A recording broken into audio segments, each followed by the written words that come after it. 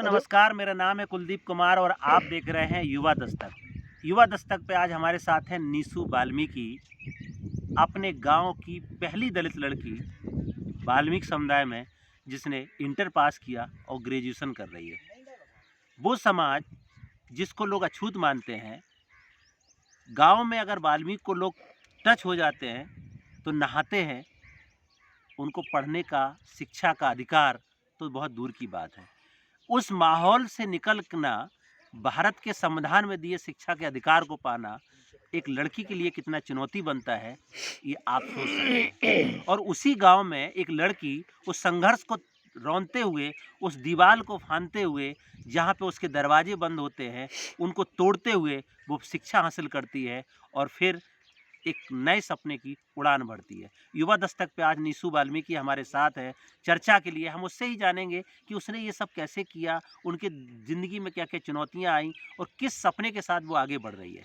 तो आज युवा दस्तक पे नीसू वाल्मीकि है। युवा दस्तक हर रोज़ ऐसी युवाओं के साथ बात करता है जो अपने गाँव में कुछ नया करते हैं, अपने गाँव में कुछ नए करने की कोशिश करते हैं। चुनौतियाँ तो सबके सामने हैं, नीसू के सामने भी चुनौतियाँ थीं, हैं, हो सकता रहें भी, लेकिन उन सारी चुनौतियों के बीच नीसू एक सपने को लेकर के जी रही है कि नहीं, मुझे कुछ करके दिखाना है, पढ़ाई करना है, अपने गांव, अपने परिवार, अपने माता पिता का नाम रोशन करना है। इन सपनों के साथ अपने गांव में इस संघर्ष के साथ आगे बढ़ती नीसू वाल्मीकि आज युवा दस्तक के साथ जुड़ी और युवा दस्तक के मंच पे हम सब के साथ बात करने के लिए हाजिर है। हम नीसू के साथ बातचीत करेंगे, उसके सफ़र, संघर्ष और उनके सफ़रनामे को जानेंगे कि कैसे उन्होंने ये कर दिखाया कि आज वो दूसरों के लिए प्रेरणा स्रोत बन रही है। युवा दस्तक ऐसे ही युवाओं की स्टोरी पे बात करता है, क्योंकि 25 साल के विजन के साथ युवा दस्तक संवैधानिक मूल्यों पे जो युवा सोच रखते हैं, काम करते हैं, गाँव में बदलाव करते हैं, सपनों के लिए लड़ते हैं, उनकी संघर्ष की कहानी, उनके सफ़रनामे की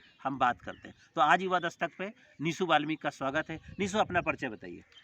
मेरा नाम नीसू वाल्मीकि है। मैं सतराजू से रहने वाली हूँ। जी, तो आपका बचपन कैसे बीता? आप अपने बारे में बताइए। मेरा बचपन जी, कौन से मतलब किस चुनौतियों में रहा? आपने पढ़ाई कहाँ तक करी? अभी क्या कर रहे हैं? मैं पहले सरकारी स्कूल में पढ़ी हुई हूँ। जी। इसके बाद 8 तक, 8 के बाद मैं हुँ, प्राइवेट स्कूल में पढ़ी जी। हुई हूँ। तो कहाँ तक शिक्षा हासिल कर ली आपने? अभी मैंने इंटर तक कर ली हाँ, और बीए फाइनल होने वाला है। BA final. तो निशु, आराम से आप ये बात बताइए, क्योंकि आप उस परिवार से आते हैं जिसको लोग अछूत कहते हैं, वाल्मीकि कहते हैं, बसोर कहते हैं, तमाम तरीके की छुआ-छूत की बातें गाँव में होती हैं। उस परिवार से आप पढ़ाई तक गए, किन कोई चुनौतियाँ आपको सामने नहीं आई कि लोग कहते कि अरे तुम्हारी लड़की पढ़ के क्या करेगी? हाँ, कहते हैं जी, बहुत से लोग कि ये वाल्मीकि समाज की लड़की है, ये क्या करेगी पढ़ के? जी, बड़े लोगों को ही अधिकार है। बड़े लोगों को ये अधिकार है। हाँ, मतलब बड़ी ऊंची जात वालों को ही अधिकार है पढ़ने के लिए। अच्छा, और बच्चे भी स्कूल में छूत मारने लगते हैं। अच्छा।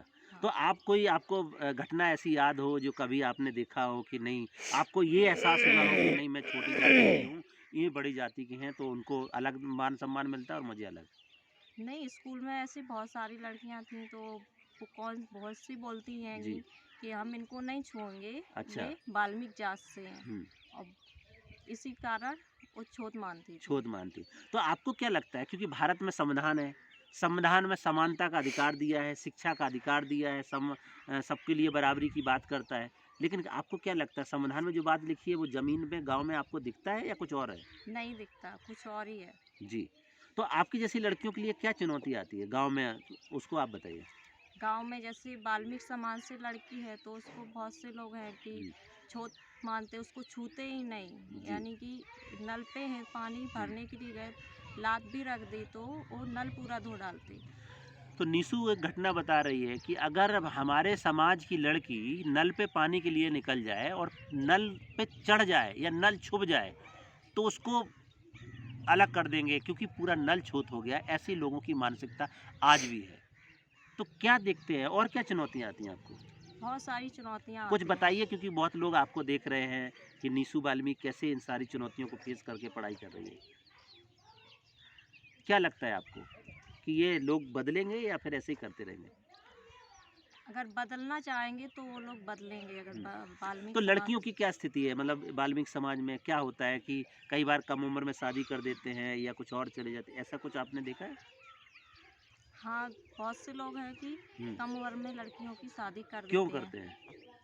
किसी गरीबी की वजह से या कुछ कोई और वजह है? किसी के कारण गरीबी के कारण नहीं हम्म, पढ़ा पाते उन हम्म, लोगों को। हम्म, कोई पढ़ाते ही नहीं है हम्म, कि छूत के कारण हम्म, छुआछूत है। हम्म, उनके माँ बाप ये सोचते कि जल्दी शादी कर दो। जल्द वो कई बार ये चूंकि पूरा गांव हमने देखा है ठाकुरों का अलग अलग तरीके के जातिगत लोगों की जो प्रताड़नाएं होती हैं कि नहीं हमारी लड़की सुरक्षित नहीं होगी, कोई दिक्कत हो जाएगी, इस तरीके का माहौल है गांव में रहा? हाँ, इस तरह का भी माहौल है। क्या मतलब आप थोड़ा बताइए लोग ताकि समझें कि ऐसे भी चुनौतियां आती हैं। बहुत से लोग हैं जो समझते हैं कि जी। अभी हमारी बेटी हाँ। सुरक्षित नहीं है तो उस कारण वे अपनी लड़की की शादी कर देते हैं जल्दी। मतलब लड़कियों की सुरक्षा की बात निशु बोल रही है कि लोगों को डर है कि कहीं हमारे बच्ची के साथ अनहोनी ना हो जाए, लोगों को डर है कि कहीं उनकी घर की जो इज्जत है वो खराब ना हो जाए, इस डर से भी कम उम्र में शादियां करके भेज देते हैं। निशु आप एक चीज़ और बताइए, क्योंकि वाल्मीकि समाज में लोग मैला उठाने का काम करते थे, दूसरे के घर में जाना, मैला उठाना, फिर उनसे मांग के लाना खाना, इस समाज में इस प्रथा चलती आई है। आपने इसके बारे में सुना है कि लोग सुना दूसरे है के यहाँ लेकिन जाते हैं? देखा नहीं है। अच्छा, क्या क्या क्या सुना है आपने? कि गांव में जाते थे जो पहले हम्म, शौचालय नहीं होते थे, जी। उनके घर में जाते थे, वो काम करके आते, इसके बाद में खाना लेने के लिए वो जाते थे। तो क्या लगता है आपको, अपने दिमाग से बताइए, ये सही है गलत है ये। गलत है ना? तो हम्म। क्यों करते हैं फिर लोग? वो बोलते हम्म, कि उनकी संस्था पहले से उन्होंने बना एक रखी, बना रखी है, इसीलिए सोच बना रखी सोच है बना रखी है कि इसीलिए। मुझे करना है। हाँ। तो हमने सुना है कि गांव में जब लेकिन मेहतर की कोई, हाँ क्या बोल रहे हैं आप? अब बोलो। गांव में कोई मेहतर की घर की महिला होती है तो उसको मेहतरानी बोलते हैं। हाँ, तो ये शब्द क्या है? सही मेहतरा है मेहतरानी क्या है ये? गलत शब्द है ये गलत मेहतरा। शब्द है। हम्म। लेकिन वो तो बोलते हैं कि हम इनको सम्मान देते हैं, मेहतरानी बोलते हैं। एक राजा की रानी होती है, एक मेहतरानी होती हाँ, है। लेकिन मेहतरानी। राजा की रानी महल में रहती है और मेहतरानी गाँव में जाके टट्टी उठाती है। ये मेहतरानी बोलना तो गलत है बात सर है। उनको जी, उनका नाम है, चाची, भाभी जो लगते हैं वो भी बोल सकते हैं जी। उनको ना। तो मतलब एक तरीके से उनका ये भी अपमान करते हैं हाँ, कि मतलब अपमान हमें है ये, जातिगत अपमान करके जाति कुछ का और अपमान चीज़ें होता नाम दे है। दे, उनका अपमान करते हैं। हाँ, तो कभी हमारी माँ बहन जब उनके घर में जाती है तो अंदर तक जा पाती है? नहीं, नहीं जा पाती। नहीं, गाँव में कभी कोई सामूहिक भोज हुआ, भंडारा हुआ, आप सबको बुलाया गया, तो सब एक साथ बैठ के खाते हैं या अलग-अलग बैठाते हैं? नहीं खिलाते एक साथ बैठ क्या बोलते हैं? के। ये वाल्मीकि समाज की लड़की है तो उनको एक साथ बैठ के नहीं खिला सकते। जी। तो निशु ने बहुत अलग-अलग पहलू पे बताया कि किस तरीके की छुआ-छूत चीज़ें होती हैं और ये सच्चाई है। लेकिन उन्हीं सबको पार करते हुए आपने इंटर कर लिया, आप अभी बीएससी कर रहे हैं, तो आपके सपने के आगे क्या करना है? बीए फाइनल होके आगे और देखेंगे क्या जी। करेंगे कब पढ़ाई। सपना क्या है? ज़िंदगी में क्या बनना है आपको? जिंदगी में तो बहुत सारे सपने होते हैं कोई लेकिन सपने उसका बताइए, बहुत सारे युवा आपसे सीखेंगे कि नहीं ज्योति कैसे संघर्ष करके अपने निशु अपने घर से आती है, तो हम भी ऐसे ही करेंगे। टीचर। टीचर, तो निशु वाल्मीकि का टीचर बनने का सपना है और वो चाहती है कि वो पढ़ाई लिखाई करके एक शिक्षिका बने, ताकि सावित्रीबाई फुले जो भारत की पहली महिला शिक्षिका थी, जिसने दलित वंचित बहुजन समुदाय की लड़कियों की शिक्षा के लिए विद्यालय खोले, अलग अलग तरीके की शिक्षा की व्यवस्थाएं करी, उन्हीं को आदर्श मानते हुए निशु वाल्मीकि भी बोलती है कि मुझे पढ़ना है और टीचर बनना है, ताकि हम अपने बच्चों को शिक्षित कर सकें, हमारे साथ शिक्षा में जो भेदभाव हुआ है उसका हम बदला ले सकें और अपने समाज को शिक्षित कर सकें। निशु, जितने युवा आपको इस पर देख रहे हैं उनको क्या कहना चाहेंगे, उनके लिए कोई सुझाव? उनके लिए हम तो यही कहेंगे जो लोग देखते हैं अपने बच्चियों की जल्दी शादी कर देते हैं उनको पढ़ाएं लिखाएं और ये छूत छात जो हो रहा है ना तो उसको दूर करें सभी लोग। निशु ने बहुत बड़ी बात बोली है कि आप अपने बच्चों को देखें, छुआछूत जो हो रहा है उसको दूर करें और बच्चियों को ज़रूर पढ़ाएं, क्योंकि बिना पढ़ाई के कुछ भी संभव नहीं है। इस देश में निशु संविधान है, आपने संविधान के बारे में क्या जानते हैं? संविधान से क्या मिला है? संविधान है इस देश में? पढ़ाई का अधिकार कहाँ से मिला है? संविधान से मिला है। संविधान नहीं होता तो शायद हमें नहीं मिलता। नहीं, बाबा साहब अम्बेडकर नहीं होते तो ये संविधान नहीं आता, और नहीं, उन्होंने महिलाओं के लिए इतने सारी चीज़ें किया है जितने आप चीज़ बता रहे हैं। तो क्या आपको लगता है कि हमारे समाज की ये दिशा जो आज है वो आगे बदलेगी या ऐसी ही रहेगी? बदलनी चाहिए हमारे समाज की दिशा जी। ये। तो कैसे बदलेगी? पढ़ाई करके? पढ़ाई करके बदलेगी। पढ़ाई करके बदलेगी। तो निशु बता रही है कि पढ़ाई कुछ करके ही, हाँ, कुछ करके बदली पढ़ाई जा। करके कुछ बनना है जी। जो उसी से बदलेगी। निशु बता रही है पढ़ाई करके कुछ करना है, कुछ बनना है, तभी हमारे इस समाज की स्थिति बनेगी। युवा दस्तक ऐसे ही युवाओं के साथ बात करता है, जैसे निशु वाल्मीकि ने अपनी बात बोली, अपने अनुभव को साझा किया। बहुत मुश्किल होता है कि किस चुनौती भरे दौर में, जहाँ घर में चुनौती, परिवार में चुनौती, समाज में चुनौती और ऊपर से जो जातिगत भेदभाव है, वो एक अलग तरीके की चुनौती। तीसरी बात, इस पूरे समुदाय के साथ जो आर्थिक चुनौती है, वो एक बहुत बड़ी चुनौती बनती है। कई बार बहुत सारी बच्चियाँ हमने देखा है, निशु जैसे उसके एग्जाम्पल है, कि पढ़ाई की फीस ना होने के कारण स्कूल ड्रॉप कर देते हैं। पढ़ाई के लिए संसाधन ना होने की वजह से स्कूल ड्रॉप कर देते हैं। आर्थिक तंगी की वजह से कम उम्र में शादी कर देते हैं और बहुत सारी लड़कियों के सपने इस तरीके से मर जाते हैं।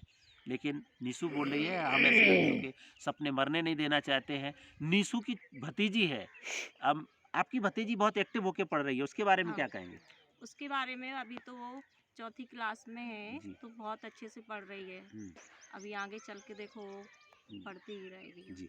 तो निशु के पढ़ाई का असर आप दूसरा अभी तौर भी पर देख रहे पढ़ हैं। रही है, वो बीए बीएससी वालों को भी फेल कर देगी। अभी इतनी वाह, पढ़ाई में आगे है वो। बहुत बड़ी बात बोला है निशु ने कि असर देखिए आप कि एक लड़की जो पढ़ के आगे जाती है, फिर उसके परिवार में कैसे बदलाव होता है। निशु की भतीजी है जो 4 में पढ़ रही है, लेकिन निशु कह रही है वो अभी बीए बीएससी के लोगों तक की शिक्षा हासिल करती है, इतना होशियार है। तो ये माहौल, ये शिक्षा का बीज अगर आप घर में बोते हैं, जिसकी बाबा साहब अम्बेडकर परिकल्पना करते थे, जिस परिकल्पना को ज्योतिबा राव फुले और सावित्रीबाई फुले ने सींचा और सावित्रीबाई फुले ने ऐसी लड़कियों के लिए विद्यालय खोला, आज गांव-गांव में निशु वाल्मीकि जैसे ज्योतिबा फुले, सावित्रीबाई फुले के सपने को साकार कर रही हैं। युवा दस्तक पे आज निशु वाल्मीकि आई और उसने अपने संघर्ष की, अपने सफ़र की कहानी हम सबके साथ साझा किया, युवा दस्तक पे साझा किया। निश्चित तौर से युवा दस्तक से जुड़े तमाम युवा साथी निशु वाल्मीकि की स्टोरी से प्रेरणा लेंगे और निशु के जैसा कुछ करना चाहेंगे कि हम भी अपने समाज की तरक्की के लिए कुछ आगे करेंगे, इस देश में संवैधानिक मूल्यों को जिंदा करेंगे